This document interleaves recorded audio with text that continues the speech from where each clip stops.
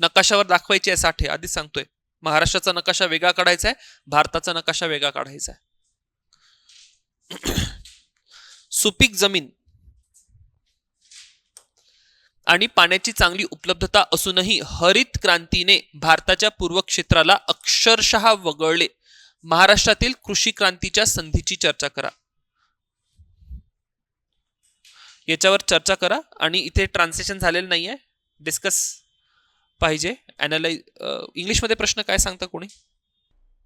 Yes, discuss the opportunities of agriculture revolution in Maharashtra.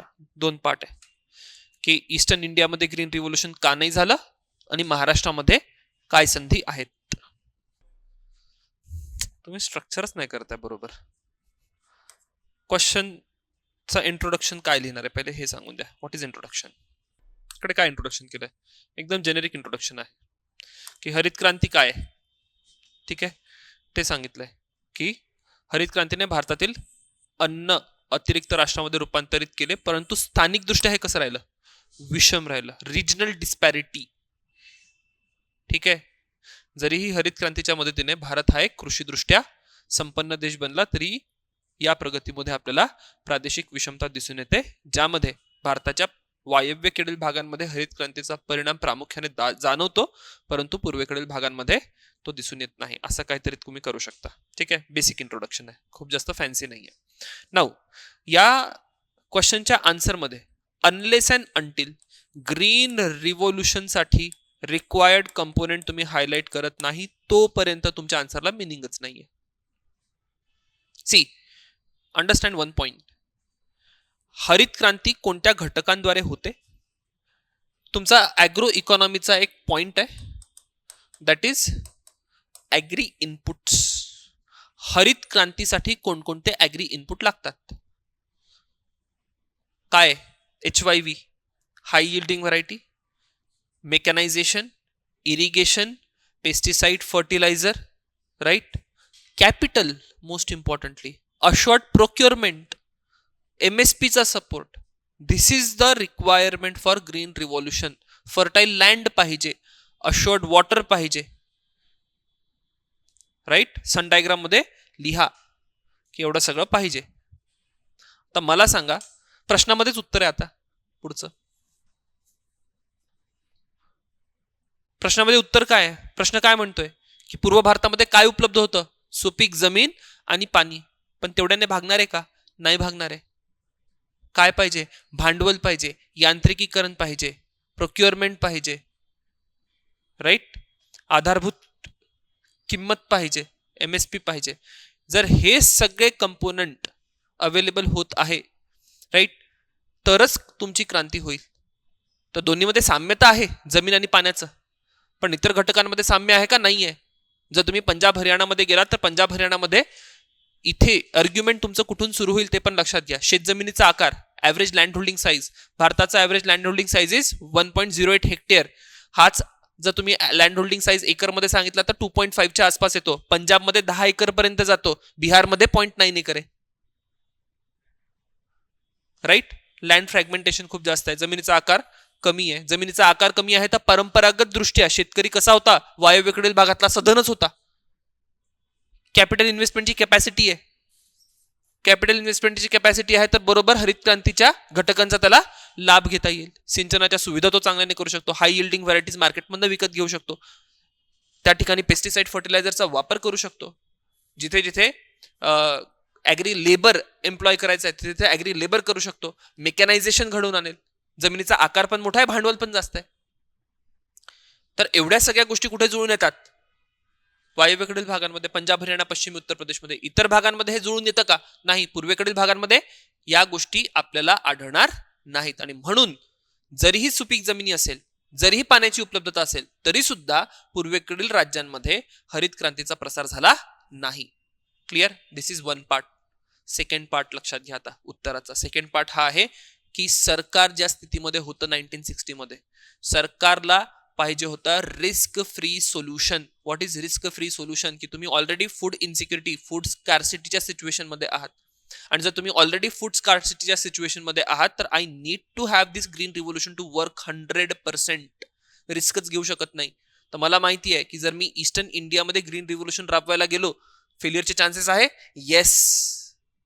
Punjab Haryana UP मध्ये होईल का? नाही. आणि म्हणून मग सरकारचा धोरणात्मक उपाय सुद्धा होता. म्हणजे नुसतं या इनपुट फॅक्टरचाच परिणाम नाहीये. पहिला पार्ट मी उत्तरामध्ये लिहिला इनपुट फॅक्टर बद्दल, दुसरा पार्ट मी या ठिकाणी कशाबद्दल लिहितोय? दुसरा पार्ट मी या ठिकाणी लिहितोय पॉलिसी बद्दल. That is government policy, strategic, planned. आणि तिसरा एक पार्ट आहे प्रॉक्सिमिटी टू दिल्ली, पंजाब हरियाणा उत्तर प्रदेश. या पंजाब हरियाणा उत्तर प्रदेशची जी काही नजीकता आहे, जवळीकता आहे दिल्लीसोबत. दिल्लीमध्ये एक इन्स्टिट्यूट आहे पुसा, ठीक आहे, ICAR पुसा म्हणून ते ओळखलं जातं. सो तिथे म्हणजे भारतातलं सर्वोच्च इन्स्टिट्यूट आहे ते. क्लिअर? तर मग तुम्ही त्या ठिकाणी बघता की तिथे जे काही रिसर्च झाले ते रिसर्चचा फील्ड एक्सपेरिमेंट करायसाठी which is the closest thing.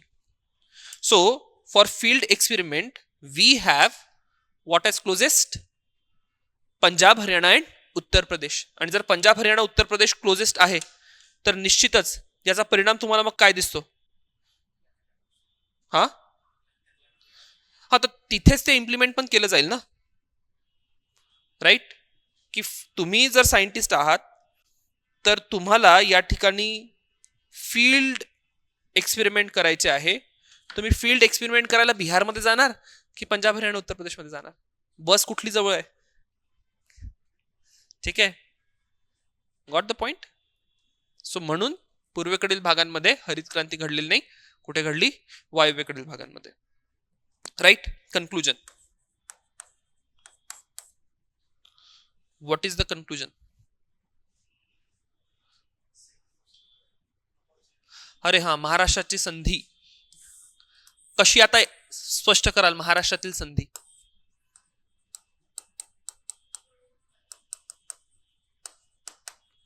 C, क्रांती करायसाठी काय पाहिजे? इनपुट. महाराष्ट्रामध्ये इनपुट आहेत का?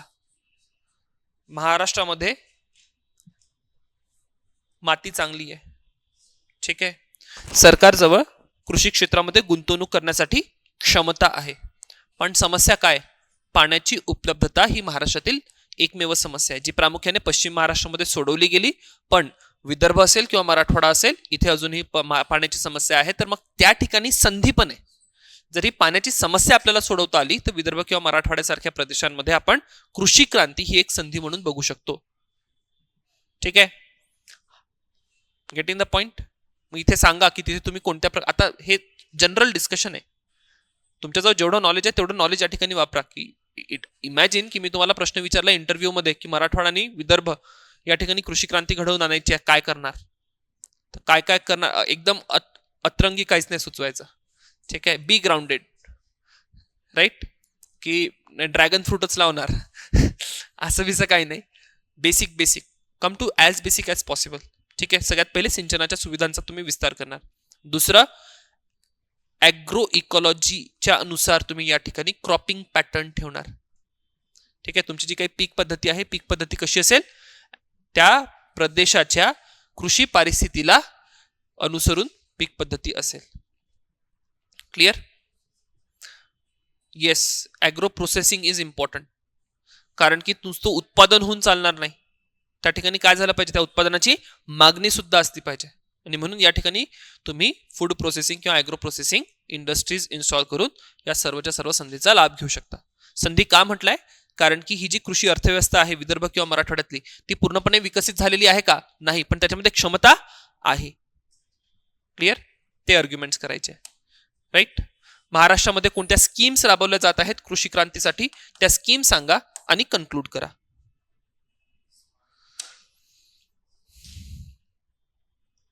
चर्चा क्लायमेट स्मार्ट ऍग्रिकल्चरची पण होऊ शकते.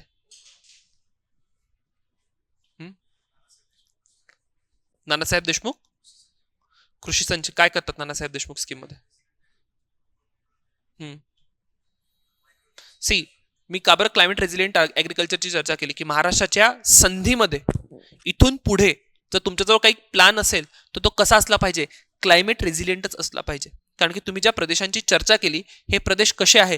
वल्नरेबल आहेत क्लायमेट चेंजला किंवा क्लायमेटिक कंडिशन्सना.